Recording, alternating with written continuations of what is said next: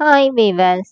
இன்னைக்கு ஜனவரி 20 சிறகடிக்க ஆசை சீரியல் என்னாச்சுன்னு சொல்லி பார்க்கலாம்க்கு முன்னாடி சேனல் சப்ஸ்கிரைப் பண்ணாதவங்க மறக்காம சப்ஸ்கிரைப் பண்ணுங்க.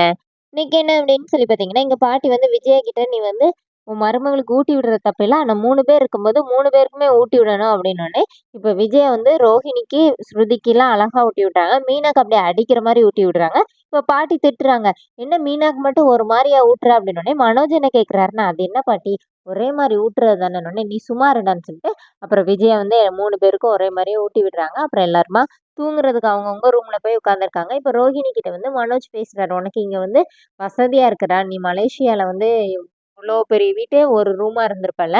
அப்படின்லாம் சொன்னோனே, "இல்ல எனக்கு இந்த மாரி சொந்தங்கள் கூட இருக்கிறது தான் பிடிக்கும்." அப்படிங்கிற மாரி ரோகிணி பேசிட்டு இருக்காங்க. இங்க ஸ்ருதி வேற கொசு கடிக்கிறதுக்கு மருந்தெல்லாம் போட்டுட்டு இருக்காங்க. இப்போ ரவி என்ன சொல்றாருன்னா, "4 நாள் தான் அட்ஜஸ்ட் பண்ணிக்கோ. அப்புறமா நம்ம வீட்டுக்கு போயிரலாம்னு" சொல்லிட்டு இவங்க ஒரு பக்கம் பேசிட்டு இருக்காங்க.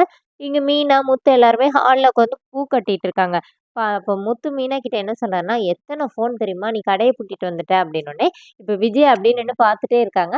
அப்போ உடனே பாட்டி வந்து "என்னடா?" அப்படின்னோனே, இந்த மாரி எங்க அம்மா பேர்ல தானே கடை ஆரம்பிச்சோம். வரிசையா எல்லாரும் ஃபோன் பண்ணி கேட்டுட்டே இருக்காங்கன்னோனே, விஜயா என்ன சொல்றாங்கன்னா, "இந்த மாரி ரோஹிணி என் பேர்ல பார்லர் ஆரம்பிச்சா. அது எனக்கு எவ்வளோ பெரிய பெருமை. இதுல என் பேர்ல பூக்கடை வேற ஆரம்பிச்சு வச்சிருக்காங்க." அப்படின்னோனே, பாட்டி என்ன சொல்றாங்கன்னா, "அவங்களாச்சும் உன் பேர்ல பூக்கடை ஆரம்பிச்சாங்க. நீ எனக்கு பேர்ல எதனாச்சும் செஞ்சியா?" அப்படின்னோனே, அண்ணாமலை பக்கத்துலேருந்து போட்டு விடுறாரு. "அம்மா இவ கல்யாண பத்திரிக்கையிலே உங்க பேர போடவே இல்லன்னோனே, அதுதான் அவ எனக்கு தர மரியாதைடா. எனக்கு தெரியாதோ?" அப்படின்னு சொல்லி பாட்டி சொல்றாங்க. இப்ப ஆளாளுக்கு தூங்குறதுக்கு போறாங்க. இங்க முத்து வந்து வெளியில கட்டில் எடுத்து போட்டிருக்கிறாரு. இப்ப ரோஹிணி கிட்ட வேற எல்லாரும் கேட்குறாங்க. "நாளைக்கு உங்க மாமா வந்துருவாருலாமா? இவ தொல்ல தாங்க முடியல. எங்கள எங்கேயும் வெளியில விட மாட்டேங்கிறா. வீட்ல எல்லா வேலையும் பார்க்க சொல்லிட்டு இருக்கிறா. வந்துருவாருலன்னோனே" ரோஹிணி ஆமான்னு சொல்லிட்டு வித்யாக்கு கால் பண்ணி, "என்னடி இன்னும் அவர காணோம்? எல்லாரும் கேட்குறாங்க.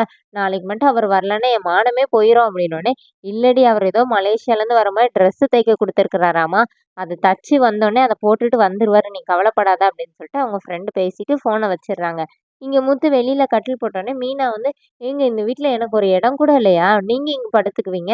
நான் பாட்டி கிட்ட தூங்க போனா, பாட்டி உன் புருஷன்கிட்ட போன்னு அனுப்பிவிடுறாங்க. நான் இங்க எங்க தான் படுக்கிறேன்னோனே, இங்க தான் நம்ம 2 பேருமே தூங்கணும்னோனே, இங்கேயா? இங்க எப்படி குளிருது. எனக்கு வந்து நிலா வெளிச்சமும் வேணும். ஆனா வெளிச்சமாவும் இருக்கக்கூடாது" அப்படின்னோனே, இப்போ முத்து போய் ஒரு குடம் எடுத்துட்டு வர்றாரு. குடைக்குள்ள அவரோட ஃபோன் டார்ச் லைட்ட வச்சுட்டு 2 பேருமா கொஞ்ச நேரமா அப்படியே ஜாலியா பேசிட்டே இருக்காங்க. அதோட என்னோட எபிசோட் எண்ட் பண்ணியிருக்காங்க. Thank you.